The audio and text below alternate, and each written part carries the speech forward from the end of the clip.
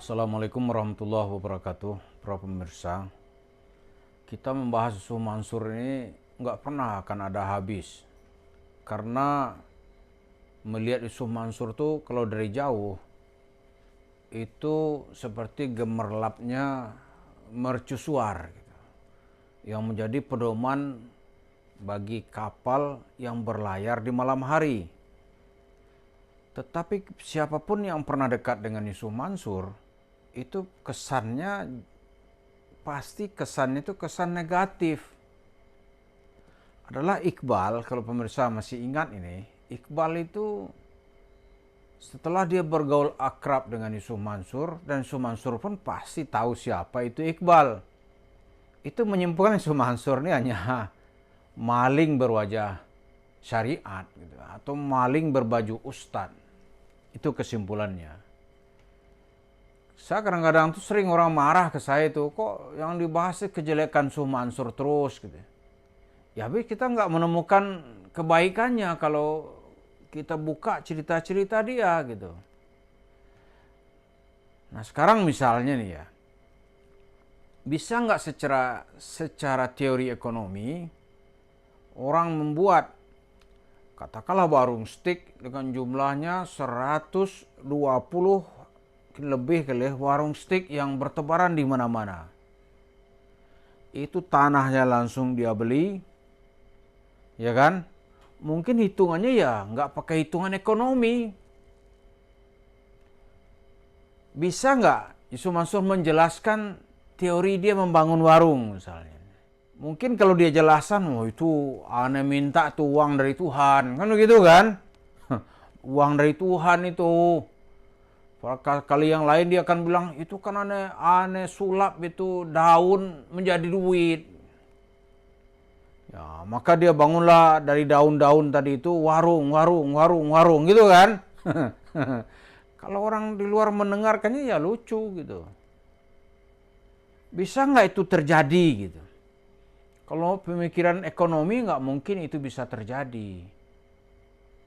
Kalau itu bisa terjadi, dari daun dirubah menjadi duit, jumlahnya nggak sedikit itu. Nggak sedikit. Katakanlah satu tempat itu bisa dia beli ya 3, 4, atau 5 miliar kan. Karena tempatnya tempat-tempat strategis gitu. Kemudian biaya operasionalnya berapa gitu. Kita tahu warung steak and shake-nya itu kan pengunjungnya itu kan kelas menengah ke bawah. Nah dapat kita lihat. Terus Yusuf Mansur menjelaskannya kalau ini dipelajari secara teori bagaimana. Wah di sini dilihat, makanya ente ngumpul sama aneh banyak sedekah. Dia paling itu aja. Itu hanya bisa diceritakan bagi cerita-cerita yang tidak bisa di dunia real. Kalau realitas nggak bisa hukum ekonomi itu berjalan. Karena itu sekarang ada yang sedang meneliti ini benar nggak dari cerita Yusuf Mansur itu. Kalau itu benar, wah ini melahirkan teori baru, teori ekonomi sedekah. Kan hobi Yusuf Mansur kan begitu, sedekah. Nanti kalau dia terdesak, syariah gitu kan. Padahal kalau pakai syariah itu pasti nggak bisa jalan itu. Bagaimana menjelaskan warung steak yang dibangun dengan cerita doa atau cerita salawat. Gitu. Pasti ada yang dia sembunyikan. Ada yang dia sembunyikan. Atau yang ditutupi. Yang nggak diceritakan dengan benar gitu. Pasti ada itu. Nggak mungkin lah bagaimana membangun warung steak dengan uang cerita itu daun bisa dirubah menjadi duit. Jumlahnya ratusan, ya kan? Seratusan gitu maksudnya. Jumlahnya seratusan. Terus teori-teori ekonomi itu kan ada itu, sekian persen itu kan ada usaha tuh yang juga gagal gitu. Gak ada lah sekian persen, atau semua modalnya misalnya nih 100%, lantas beruntung 1000% gitu. Dioperasionalkan berapa warung, lantas semuanya unggul gitu. Secara ekonomi kan susah itu. Kan ada yang tahap toleransi misalnya nih. Misalnya nih 10% ini dianggap gagal gitu. Nah, di sini Yusuf Mansur tidak pernah bisa bercerita dari cerita usahanya, kan itu yang dia bangga-banggakan sekarang ini. Dia bersedekah katanya tiap hari itu 2 miliar. Apa iya? Terus pajaknya gimana? Bayar pajak nggak nih usaha gitu? Dia cerita sekian miliar bayar pajak. Tapi kita kan tidak pernah dengar klarifikasi dari Dirjen Pajak. Benar nggak gitu? Jadi ini masih banyak cerita abu-abu di sekitar usaha bisnis. Karena nanti kalau patokannya cerita Iqbal, ini banyak nggak beres di sini nih. Nah, sekitar Yusuf Mansur kan biasanya nggak beres gitu. Satu-satu nanti terbuka. Dulu dia cerita hebat kan, Paytrend, itu dibunuh oleh pemerintah. Terus duit 4 triliun hilang gitu. Sengaja itu dihilangkan Yusuf Mansur. Apa bukti sengaja gitu?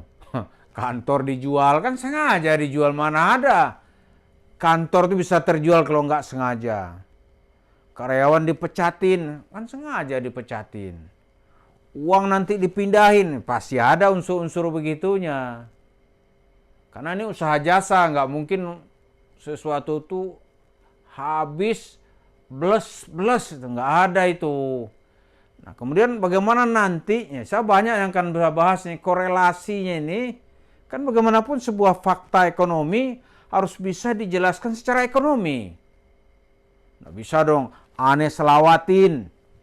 Kemudian apa? Allah kasih rezeki gitu, uangnya nambah ke rekening-rekening warung stik, kan nggak mungkin. Kalau ya begitu ya negeri ini kita bubarkan aja. Nggak usah tuh program-program makan siang gratis. Minta digunakan Yusuf Mansur, minta turun rezeki dari langit. Ya kan? Kan bisa begitu. Jadi membahas Yusuf Mansur ini harus dari banyak sisi supaya kita bisa mengungkap apa yang diceritakan oleh Iqbal ini tidak lebih dari konspirasi permalingan, pencurian.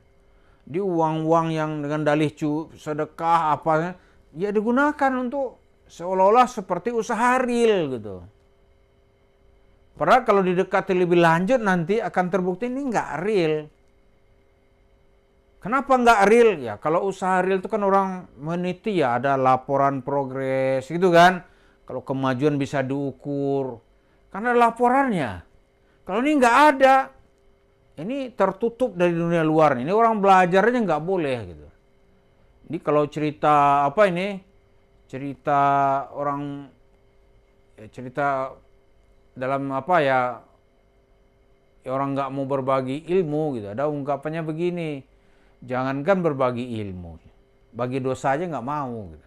Minta dosanya dong, oh nggak bisa, ditutupnya langsung gitu.